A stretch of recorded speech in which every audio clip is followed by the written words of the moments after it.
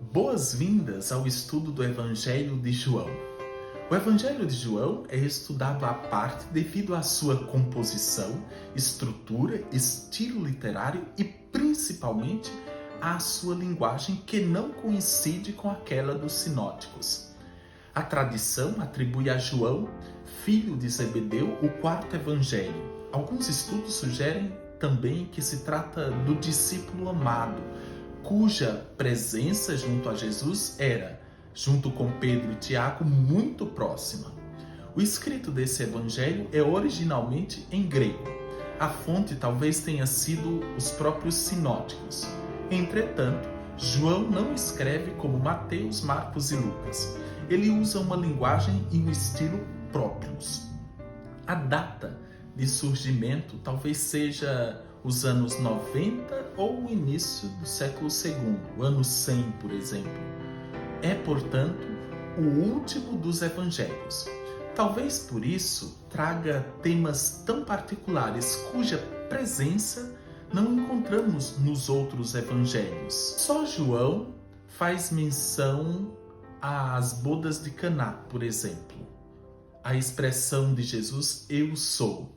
Por outro lado, João não menciona a infância de Jesus. Ele opta por situar a origem de Cristo em Deus, através do prólogo, aquele capítulo que antecede o Evangelho, e apresenta Jesus como um princípio, que em grego significa arquê. Essa palavra tem dois sentidos no grego, fundamento e início. Então, diz João, no princípio era o Logos. Logos é também uma palavra grega, que significa palavra e pensamento. Assim, João afirma que no princípio era a palavra, o pensamento, e essa palavra, pensamento, estava em Deus, e essa palavra, pensamento, era Deus. O evangelista faz coincidir palavra e pensamento com Deus. E essa palavra, pensamento, que é Deus, se encarna, vem habitar o mundo dos homens, arma sua tenda entre os homens. João o Batista dá testemunho dessa palavra que é luz. Essa luz ilumina o mundo, mas o mundo rejeita e prefere as trevas. Aqui já se vê que o Evangelho de João é um tipo de escrito muito estiloso. Usa muitas figuras de linguagem, principalmente antítese. As antíteses treva, luz, alto, baixo, salvação, condenação. Além disso, no quarto evangelho, Jesus aparece com muitas expressões típicas do eu sou. Eu sou a videira, eu sou o caminho, eu sou a verdade, eu sou a vida, eu sou o pão da vida.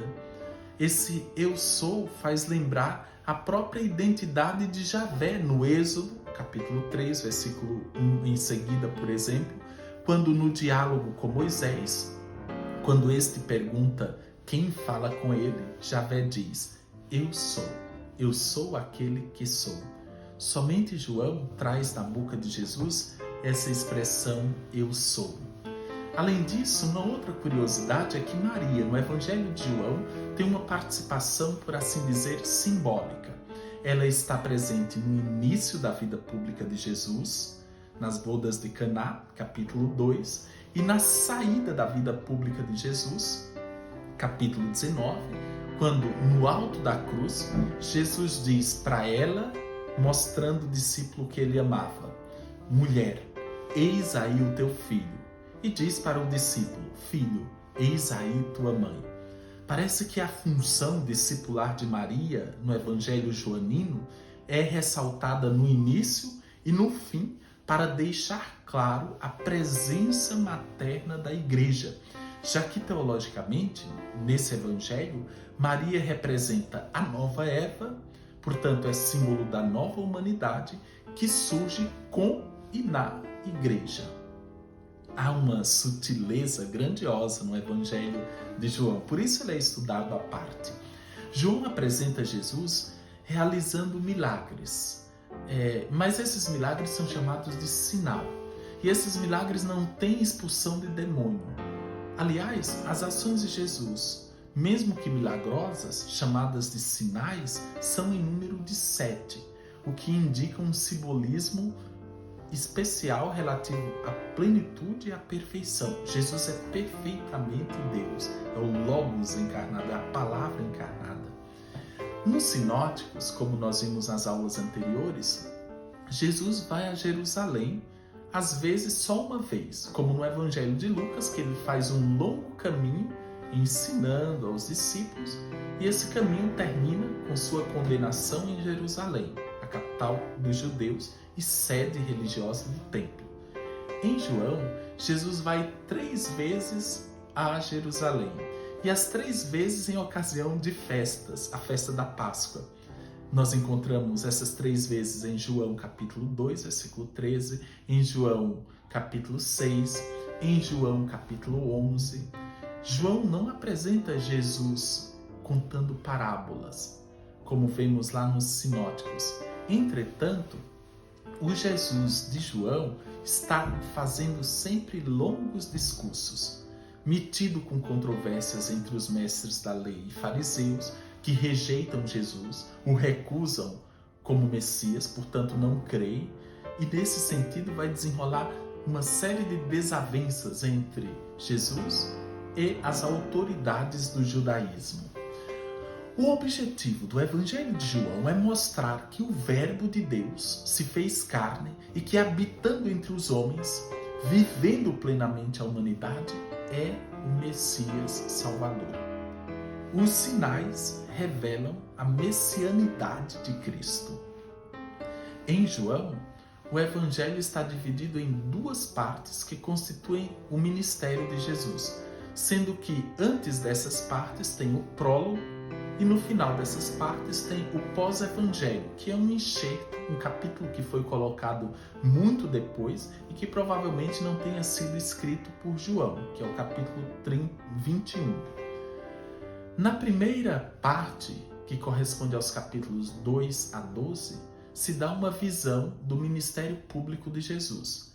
Já no capítulo 13 até o 20, se relata o ministério de Jesus mais privado, onde ele ensina aos discípulos. Então há uma série de ditos e afirmações, de discursos que são voltados ad intra, para a comunidade discipular.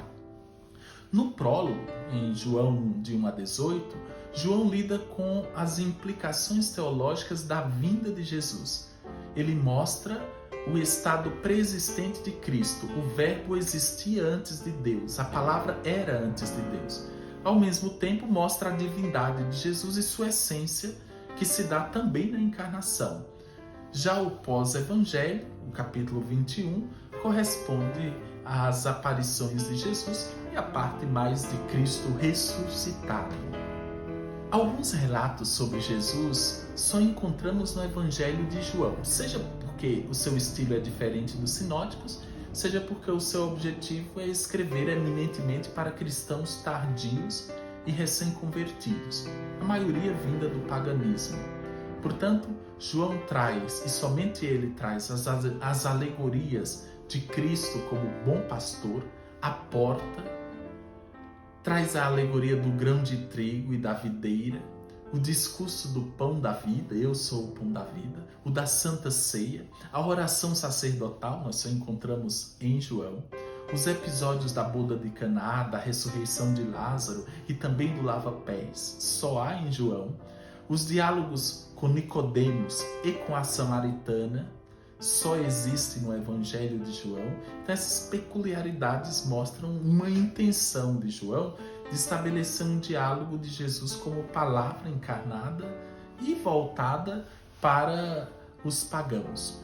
O Evangelho passa um ar de seriedade, chegando ao ponto de afirmar que dúvidas podem se transformar em confissões de fé, é o que vemos no capítulo 4, ou que os escarnios e reclamações podem se transformar em aclamações. A cruz pode ser um trono de glória, como no capítulo 3. João serve-se de recursos literários, inclusive da ironia, capítulo 3, capítulo 4, capítulo 18. Ele pega mal-entendidos, como no capítulo 2, capítulo 22, capítulo 4, e transforma antíteses em conflitos linguísticos e de compreensão, como luzes e trevas, verdade e mentira, morte e vida, salvação e condenação, celeste. Ele pega expressões que têm dois sentidos, como o alto e o novo, o pneuma, que é ao mesmo tempo vento e espírito. Quer dizer, João usa de um recurso literário muito sutil para apresentar Jesus como o Verbo encarnado de Deus. Do ponto de vista teológico, João é um evangelho que une fé e razão, adesão a Cristo e compreensão do Logos de Deus. Seus escritos dão margem a grandes descobertas para o cristianismo, como, por exemplo, a relação entre Eucaristia e serviço por ocasião do relato da ceia do Senhor. Mas também a ideia de que Cristo é o pão da vida, o pão descido do céu, em alusão ao maná, que foi o pão que os nossos pais na fé comeram, mas morreram, e o pão da vida garante a vida eterna. Esse evangelista é inspirador do ponto de vista da fé. Sua mensagem continua não somente atual, mas sobretudo pertinente. Afinal, pensar Jesus como palavra encarnada e conceber o Espírito Santo como consolador e advogado, como sugere João, oferece aos teólogos conteúdos suficientes para se falar do mistério da Trindade.